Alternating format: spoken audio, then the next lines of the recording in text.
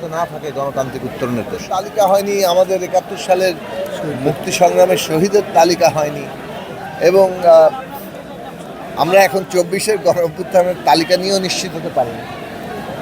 এইটা একটা অদ্ভুত দেশ আর কি, যে আমরা একটা অভ্যুত্থান রক্তের উপর দাঁড়িয়ে যখন একটা বড় অর্জন করি, সেই অর্জনের যে শক্তি সেটাকে ধরে রাখার জন্য আমাদের যে অঙ্গীকার, সেইটার মধ্যেই সমস্যা আছে, এবং সেটা বারে বারে প্রমাণিত হচ্ছে। ৭১-এর মতো এত বড় যুদ্ধ, এত বড় একটা জায়গা, সেখানে বুদ্ধিজীবী শহীদের তালিকা সেগুলো যেমন হয়নি, সেই সংগ্রামের প্রতি যে অঙ্গীকার সেটাও আমরা পরিষ্কারভাবে দেখি। বুদ্ধিজীবীরা বরং ৭১-এর সত্যিকার জায়গা সেইটা ভুলে গিয়ে এমন একটা ফ্যাসিবাদকে সমর্থন করে বসলেন, যেহেতু ৭১ সালে আওয়ামী লীগ নেতৃত্বের জায়গা ছিল, অতএব আওয়ামী লীগ যা করবে সে ফ্যাসিবাদ চালালো সেটাই যেন সহি, এইরকম একটা অবস্থান নিয়ে বুদ্ধিজীবীরা আওয়ামী লীগের পক্ষ নিয়ে।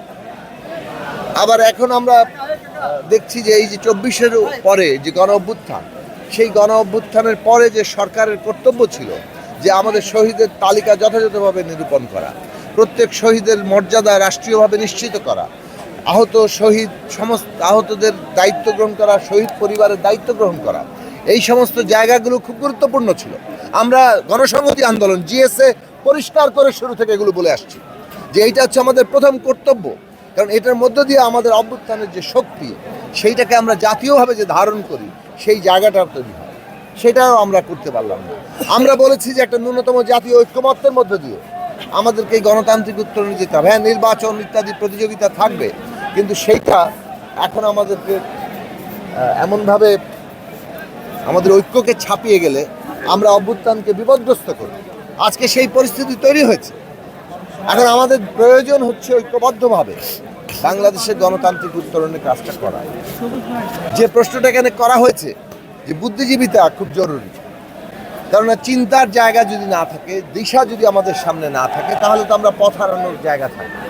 আমাদের বুদ্ধিজীবীরা যে গণমানুষের স্বার্থ নিয়ে, দেশের স্বার্থ নিয়ে এগিয়ে যাওয়ার প্রশ্নটা সেখানে হাজির রাখা দরকার। সেখানে তারা সংকীর্ণ স্বার্থবাজিতে ঢুকে পড়ে, এবং সেই জায়গার ফলেই আমরা দেখি যে আমাদের দেশে একটা যে সমাজের মধ্যে যে একটা শক্তি থাকা দরকার, অন্যায় কিংবা রাষ্ট্র